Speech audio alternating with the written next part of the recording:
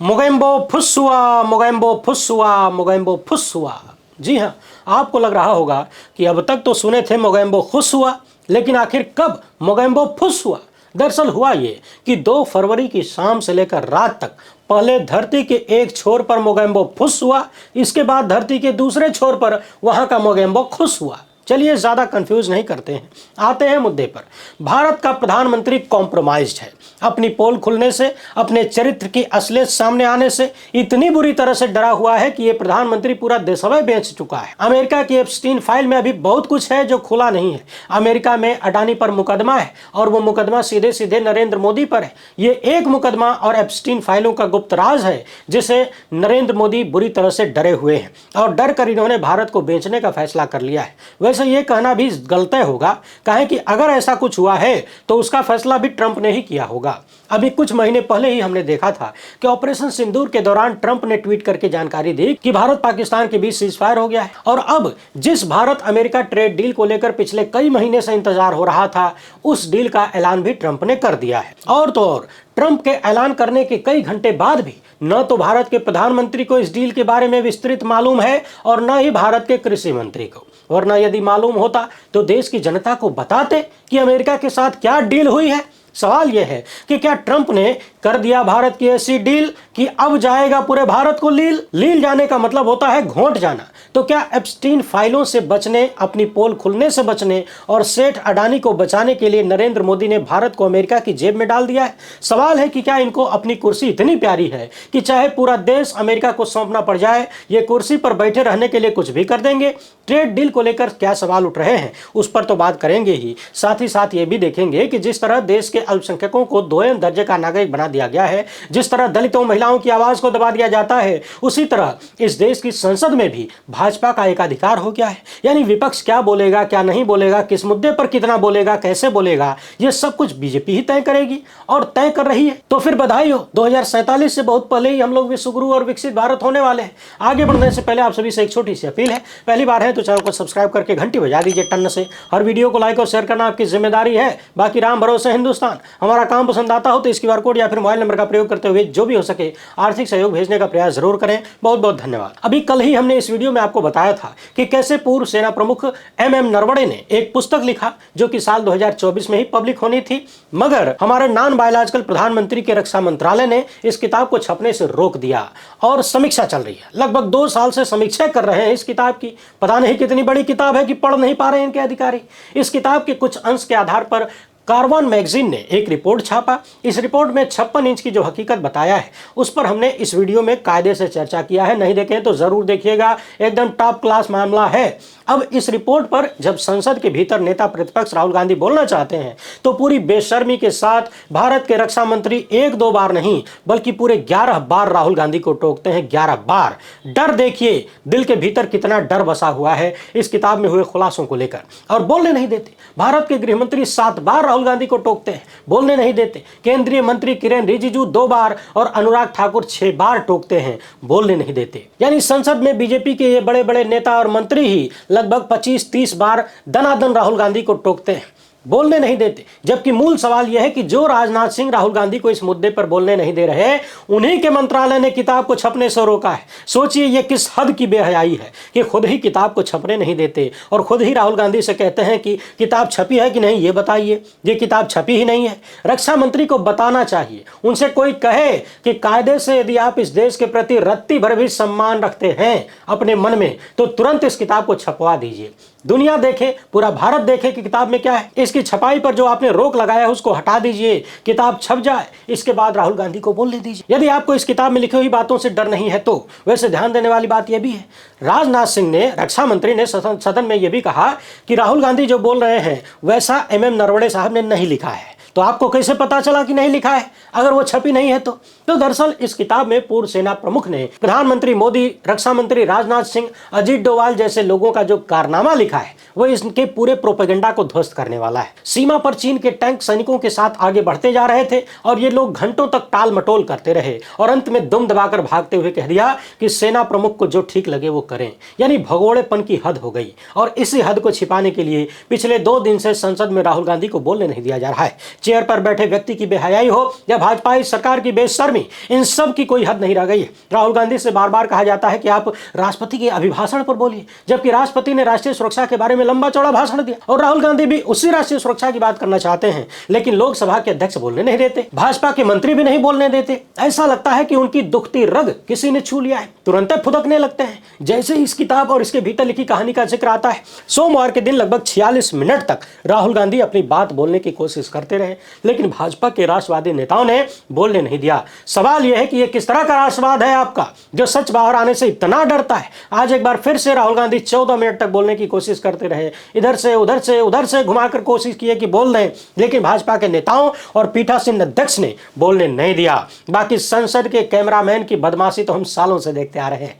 ऐसा लगता है कि पीठासीन अधिकारी की कुर्सी पर कैमरामैन की मासूका बैठी है, वहां से उसका कैमरा खिसकता ही नहीं है। विपक्ष के नेता चाहे जितनी देर तक बोलते रहें, चिल्लाते रहें, सर पीट लें, फोड़ लें, शोर करते रहें, उनका चेहरा टीवी पर नहीं दिखता और लगातार कैमरा अध्यक्ष की कुर्सी पर होता है। उल्टे जब सत्ता पक्ष के लोग खड़े होते हैं बोलने के लिए, तो ऐसा लगता है कि कैमरामैन का पहला प्यार खड़ा हो जाता है, तब अध्यक्ष को भी नहीं दिखाया जाता। यानी भारत के इतिहास में हर एक कदम पर ऐसा कब्जा, सरकारी कब्जा शायद पहली बार देखने को मिल रहा है। राहुल गांधी बार बार कह रहे हैं कि मैं बस इतना बताना चाहता हूं कि चाइना इंडिया के बीच क्या हुआ था, पूर्वी लद्दाख में हमारे सैनिक शहीद हुए, लेकिन फिर भी उन्हें बोलने नहीं दिया गया। और जब राहुल गांधी को बोलने नहीं दिया गया तो कई अन्य सांसदों ने भी राष्ट्रपति के अभिभाषण पर बोलने से मना कर दिया। यानी जब आप विपक्ष को बोलने नहीं देंगे, चाहेंगे कि आपकी मर्जी की बात हो, तो फिर बात ही क्या करनी है। आप अपनी मर्जी से अपनी बात बोल लीजिए, अपने मुंह से भगा भग बोलते जाइए, कौन रोकने वाला है। और इतना ही नहीं, आज तो सदन में पेपर उछालने वाले 8 सांसदों को भी निलंबित कर दिया गया, सब विपक्ष के थे,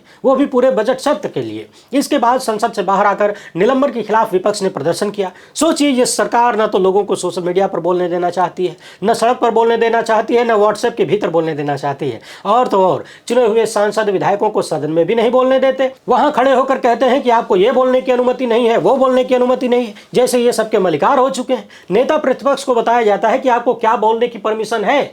नेता प्रतिपक्ष का दर्जा प्रधानमंत्री के बराबर होता है, यानी सत्ता पक्ष का नेता प्रधानमंत्री होता है, उसी तरह विपक्ष का नेता भी कैबिनेट का दर्जा रखता है। लेकिन अमृत काल में यह सब खाली कागज पर है, और अध्यक्ष की कुर्सी पर चाहे जो भी बैठा हो, उसकी कार्यवाही देखकर तो बात साफ हो जाती है कि पिछले कई साल से तानाशाही वाया लोकतंत्र की जो चर्चा होती है वो आ ही गया है क्या। सोचिए, 56 इंची प्रधानमंत्री की सरकार सेना प्रमुख की किताब में लिखी कुछ लाइनों से इतना डर जाती है। यही होता है जब आप पैसे के दम पर हवाबाजी करते हैं, प्रचार करते करवाते हैं और अपने आप को शेर दिखाने की कोशिश करते हैं, और हकीकत में कुछ और होता है। तो इसीलिए छाती की साइज जितनी हो उतनी ही बतानी चाहिए। फर्जी साइज बताने से साइज बड़ी नहीं होती, बल्कि रिस्क बड़ा हो जाता है। न जाने कब कौन फीता लेके नापने चला जाए। आज राहुल गांधी ने साफ साफ कहा कि भारत के प्रधानमंत्री अमेरिका से पूरी तरह से कॉम्प्रोमाइज्ड हैं, और कॉम्प्रोमाइज्ड है इस डर के कारण क्योंकि अमेरिका के पास एप्स्टीन फाइलों में नरेंद्र मोदी के राज है। बहुत कुछ है जो खुला नहीं है, उसी के खुलने से नरेंद्र मोदी डरे हुए हैं। दूसरा मामला है अडानी पर मुकदमा। दरअसल वो मुकदमा अडानी पर नहीं बल्कि नरेंद्र मोदी पर है। अब आप लोग जरा याद करिए, मैंने कितनी बार कहा है कि यदि किसी देश के मुखिया का कोई सीक्रेट विदेशी एजेंसियों के हाथ में हो तो यह उस देश का बहुत बड़ा दुर्भाग्य होता है। मैं ये बिल्कुल नहीं जानता कि इनका क्या उनके पास दबा हुआ है, लेकिन इतना तो जरूर है कि साहेब की सत्ता बहुत डरी हुई है। वरना दुनिया के सबसे बड़े लोकतंत्र को लेकर यदि कोई फैसला हो रहा है, 150 करोड़ की आबादी वाले देश के भविष्य का फैसला हो रहा है, तो उसका ऐलान भारत के प्रधानमंत्री को करना था, न कि अमेरिकी राष्ट्रपति को। अब इस सीज फायर के दौरान हमने देखा लड़ाई हो रही है भारत पाकिस्तान के बीच, लेकिन सीज फायर का ऐलान करता है अमेरिका वाला। और जो ट्रेड डील हुई है पिछले कई महीनों से लटकी पड़ी थी, जैसे ही एप्स्टीन फाइल खुली, नरेंद्र मोदी का नाम आया, वो ट्रेड डील कुछ घंटों में हो गई। ट्रंप ने अपने ट्वीट में लिखा है कि नरेंद्र मोदी के अनुरोध पर यह हुआ है। और तो और मोदी नरेंद्र के नए सरेंडर को देखिए। ट्रंप ने साफ साफ ऐलान किया है कि अब भारत रूस से तेल नहीं खरीदेगा, अमेरिका और वेनेजुएला से तेल खरीदेगा। अच्छा, आप गोदी मीडिया में लगातार सिर्फ एक ही लाइन सुन रहे होंगे कि ट्रंप ने 50% के टैरिफ को घटा के 18% कर दिया। यही ढोल लगातार पीटा जा रहा है और खुद भी सुगरू ने भी पीटा है। मगर हकीकत सुनिए, हकीकत यह है कि 2 अप्रैल 2025 से पहले अमेरिका भारत पर औसतन 3 से 4% टैरिफ लगाता था। कुछ चीजों पर 7 से 10% था। इसके बाद उसने दबाव बनाने के लिए टैरिफ लगाया, कभी 10%, कभी 25, कभी 25। यानी पिछले साल के अप्रैल महीने में जो टैरिफ हम पर लगता था अमेरिका द्वारा, वो औसतन 3 से 4% था। वो आज भी 4 से 5 गुना है, यानी 18% लग रहा है। लेकिन गोदी मीडिया वालों ने इसको मास्टर स्ट्रोक बता दिया। और सुनिए, भारत एक संप्रभु राष्ट्र है। हम अपनी मर्जी के मालिक हैं, आज़ाद हैं। तो फिर हम किससे तेल खरीदेंगे, किससे नहीं खरीदेंगे, किससे व्यापार करेंगे, किससे नहीं करेंगे, इसका फैसला करने वाला ट्रंप कौन होता है? और यदि भारत के प्रधानमंत्री और भारत की ये सरकार करने दे रही है फैसला, इसका मतलब है कि इनका कुछ वहां जरूर अटका हुआ है। क्या अटका है भगवान जाने। इतना ही नहीं, अपने ट्वीट में ट्रंप ने यह भी बताया कि भारत अमेरिका से 500 अरब डॉलर से ज्यादा का ऊर्जा, तकनीकी, कृषि, कोयला और अन्य उत्पाद खरीदेगा। 500 अरब डॉलर मतलब जानते हैं, मोटा मोटी 46 लाख करोड़ रुपया। सोचिए ये कितनी बड़ी रकम है। ये कैसी ट्रेड डील है जिसमें अमेरिका का दबाव है कि भारत रूस से तेल नहीं खरीदेगा, हमसे खरीदेगा, हमारे इशारे पर वेनेजुएला से खरीदेगा, और तो और हमारे यहाँ 46 लाख करोड़ रुपए का माल हमसे खरीद के भारत लेकर जाएगा, और उसमें भी कृषि, कोयला सब शामिल है। यानी अब कृषि उपज भी अमेरिका से हम खरीदेंगे। उसके पास बहुत सारे जीएम प्रोडक्ट हैं जिनके बारे में कहा जाता है कि ये कैंसर जैसी खतरनाक बीमारियों को जन्म दे सकते हैं। तो क्या भारत की सरकार अपनी जनता में बीमारियों को न्योता दे चुकी है कि लाओ भैया बेचो, तुम पैसा कमाओ, हम बीमारी झेलने के लिए तैयार हैं? ऐसे कृषि उत्पाद जो अमेरिका के प्रयोग के नहीं है, यानी उनके यहाँ अतिरिक्त है, क्या वो चीजें हम खरीदने को तैयार हो गए हैं? और जब कृषि उत्पाद भी अमेरिका से खरीदना मजबूरी बन जाएगी तो हमारे किसानों का क्या होगा? क्या हमारे यहाँ कोयले का उत्पादन नहीं है जो हम अमेरिका से कोयला खरीदेंगे? क्या प्रधानमंत्री के परम मित्र ने सारे कोयला खदानों को खाली कर दिया है, सपाचट कर दिया? अब तक तो चल रहा था कि अडानी का महंगा वाला विदेशी कोयला खरीदना जरूरी है बिजली कंपनियों को, और अब ट्रंप भी हमें बताएंगे कि हम कोयला कहां से खरीदेंगे, खेती का सामान कहां से खरीदेंगे। अपने इस ट्वीट में ट्रंप ने साफ साफ लिखा है कि प्रधानमंत्री मोदी के अनुरोध पर हमने ये डील की सहमति बनाई है और रेसिप्रोकल टैरिफ 25% से घटाकर 18% कर दिया है, मगर ये अभी भी सामान्य टैरिफ से 4-5 गुना ज्यादा है। पिछले साल इस वक्त ये टैरिफ 3 से 4% हुआ करता था। मगर सवाल है भारत की संप्रभुता का। हम अमेरिका के गुलाम हैं क्या जो हमारी किस्मत का फैसला ट्रंप जैसा व्यक्ति कर रहा है? इस ट्रेड डील पर राहुल गांधी ने कहा है कि मोदी ने देश को बेच दिया है। अडानी पर केस है और एपस्टीन फाइलों से प्रधानमंत्री डरे हुए हैं। भारत के लोगों के खून पसीने को नरेंद्र मोदी ने बेच दिया अमेरिका के हाथों, क्योंकि वो कॉम्प्रोमाइज्ड है, डरे हुए हैं, क्योंकि उन्होंने इनकी जो इमेज बनाई थी अब उस इमेज को वो तोड़ रहे हैं। वैसे एक बात और समझने वाली है, बात बात में जो भाजपाई पाकिस्तान का नाम लेते हैं, क्या वो बताएंगे कि एपस्टीन फाइलों में पाकिस्तान के प्रधानमंत्री के भी नाचने गाने का जिक्र हुआ है क्या? उल्टे एपस्टीन ने तो ये कहा था कि पाकिस्तान का वो प्रधानमंत्री इमरान बहुत खतरनाक आदमी है, शायद वो चंगुल में नहीं आया इसलिए उसको खतरनाक बुलाया।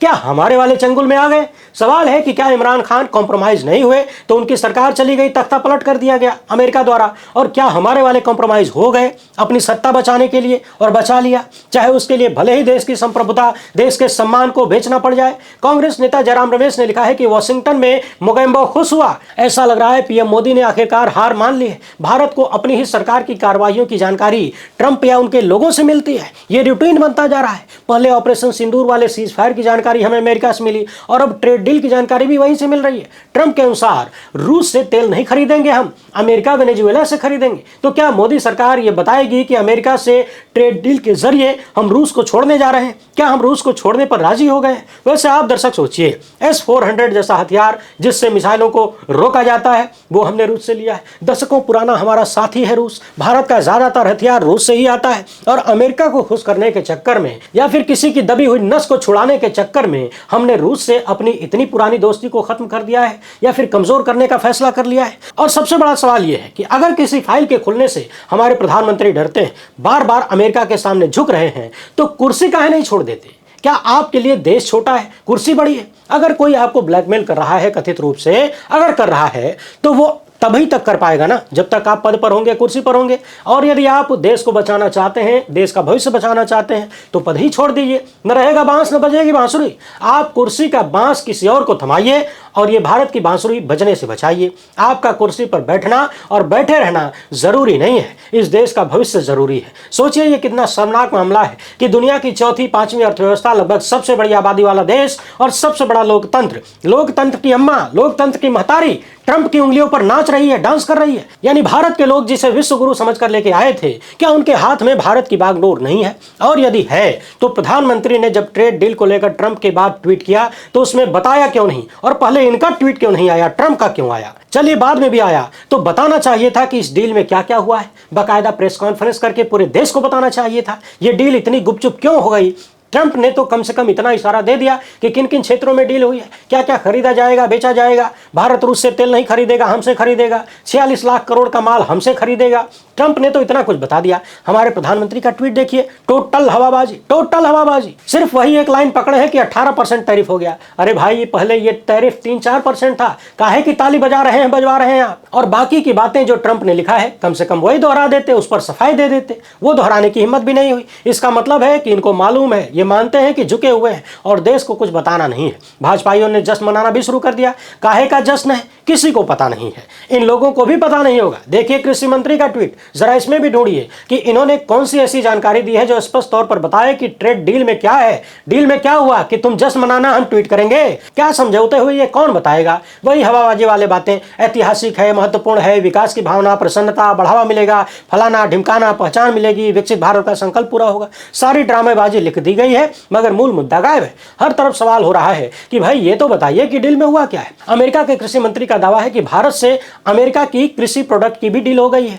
अमेरिका के कृषि मंत्री का कहना है कि हमारे किसानों के लिए काम करने के लिए राष्ट्रपति ट्रंप का धन्यवाद। अमेरिका के किसानों का प्रोडक्ट अब बड़े स्तर पर भारत के बाजार में जाएगा, जिससे सामानों की कीमत बढ़ेगी और अमेरिका के ग्रामीण इलाकों में कैश आएगा। भारत की बढ़ती आबादी अमेरिका की खेती के प्रोडक्ट के लिए एक जरूरी मार्केट है और खेती का व्यापार घाटा कम करने के लिए बहुत जरूरी है। अमेरिका फर्स्ट की जीत है। अब आप चाहें तो अमेरिका के कृषि मंत्री और भारत के कृषि मंत्री का ट्वीट एक साथ अपनी स्क्रीन पर देख लीजिए और तुलना करिए कि भारत के किसानों का क्या होने वाला है। जबकि अभी कुछ ही महीने पहले भारत के प्रधानमंत्री नरेंद्र मोदी ने फेंकम फांक करते हुए कहा था कि हमारे लिए अपने किसानों का हित सर्वोच्च है, पहली प्राथमिकता है, हम उनके हितों के साथ समझौता नहीं करेंगे। मुझे मालूम है व्यक्तिगत रूप से मुझे इसकी बहुत बड़ी कीमत चुकानी पड़ेगी, लेकिन मैं उसके लिए तैयार हूं। सवाल है कि क्या नरेंद्र मोदी को कीमत चुकानी पड़ चुकी है या फिर एप्स्टीन फाइलों में नाचने गाने का जिक्र आने के बाद बड़ी कीमत चुकाने की हिम्मत नहीं कर पाए और रातों रात वो डील हो गई जो महीनों से अटकी हुई थी। सोचिए ये डील कितने महीने से लटकी पड़ी थी और जैसे ही एप्स्टीन फाइल में विश्वगुरु का नाम आया, कहा गया कि इजराइल में जाकर नाचे गाए, उसके दूसरी ही रात एक फोन पर डील हो जाती है और उस डील का ऐलान भी अमेरिका वाला करता है। और अब तक भारत के लोगों को खुलकर मालूम भी नहीं कि डील में है क्या, ये कैसी डील है जो इतनी मजबूती से सील है। इसी के साथ एक बार फिर से राहुल गांधी की भविष्यवाणी भी सच साबित हो गई। महीनों पहले उन्होंने कहा था कि यह डील होगी, पक्का होगी। राहुल गांधी ने मीडिया से साफ साफ कहा था कि आप देख लीजिएगा ये डील होगी और ट्रंप डिफाइन करेगा कि डील कैसे होगी, डील में क्या होगा, और नरेंद्र मोदी वही करेगा जो ट्रंप कहेगा। इसी भाषा में राहुल गांधी ने कहा था और आज वही बात सच हो गई। ट्रंप ने ही इस डील का ऐलान किया। सब कुछ उनकी मर्जी का नजर आ रहा है। अब तक भारत के प्रधानमंत्री खुलकर बोल नहीं पाए कि डील में क्या क्या है। कृषि मंत्री को भी नहीं पता कि डील में क्या क्या है। पता होता तो लिखते, देश की जनता को बताते। वैसे भी जब नोटबंदी जैसे बड़ा फैसला हो जाने पर वित्त मंत्री को कानो कान खबर नहीं होती तो चौहान जी को जानकारी कहां से होगी, जिन्होंने मुख्यमंत्री की कुर्सी छीने जाने के बाद भी एक शब्द नहीं बोला। वो अमेरिका के डील पर क्या बोलेंगे? योगेंद्र यादव पूछ रहे हैं कि क्या मोदी सरकार ने ट्रंप के आगे घुटने टेक कर कृषि क्षेत्र में अमेरिकी निर्यात के लिए दरवाजे खोल दिए हैं? भारत के किसान को जवाब चाहिए। सोचिए, अमेरिका जश्न मना रहा है कि अब उसके किसानों का प्रोडक्ट भारत के बाजार में आएगा और भारत के किसानों को कानो कान खबर तक नहीं। नरेंद्र मोदी 140 करोड़ की आबादी की तरफ से ट्रंप को बधाई दे रहे हैं, लेकिन 140 करोड़ को पता नहीं है कि उनके साथ क्या हो गया, उनके भविष्य के साथ किसने क्या कर दिया। योगेंद्र यादव लिखते हैं कि जिसका डर था वही हुआ। पिछले साल मार्च और जून में लिखे इन 2 लेखों में मैंने अमेरिका के साथ ट्रेड डील के कारण भारतीय किसानों पर होने वाली मार के बारे में आगाह किया था। बताया था कि इसका असर किन किन फसलों पर पड़ेगा। दिखाया था कि भारत की सरकार कैसे घुटने टेकने के बहाने ढूंढ रही है और आज वही हो गया। यानी भारत की सरकार को घुटने टेकने का बहाना मिल गया, घुटने टेक दिए। अपने इस लेख में योगेंद्र यादव ने बताया था कि जेनेटिकली मॉडिफाइड यानी जीएम सोयाबीन और मक्का के आयात पर भारत ने जो रोक लगा रखा था उस रोक को हटाया जाए, ऐसा अमेरिका चाहता था। सवाल है कि क्या इस डील में इस रोक को हटा दिया गया है? आप दर्शक इन सभी सवालों की पुड़िया बनाकर जेब में रख लीजिए। चौक चौराहों पर जहां भी अलाव जलता हुआ दिख जाए उसी में जाके झोंक दीजिए, क्योंकि भारतीय लोकतंत्र का यही भविष्य बचा हुआ है। कभी कभी तो ऐसा लगता है कि अमेरिका में जाकर हमारे हुजूर ने जो नारा लगाया था कि अब की बार ट्रंप सरकार, वो अमेरिका के लिए नहीं था बल्कि भारत के लोगों के लिए था कि ट्रंप ही सरकार चला रहे हैं। अब की बार ट्रंप सरकार, ट्रंप जो चाहेंगे वही भारत में होगा और हो भी रहा है, ऐलानिया हो रहा है। अंधभक्तों को विशेष बधाई देते हुए हम भी अपनी वाणी पर विराम लगाते हैं। वीडियो को ज्यादा से ज्यादा लोगों तक पहुंचाइए। पहली बार है तो चैनल को सब्सक्राइब कर लीजिए। बहुत बहुत धन्यवाद। जय हिंद।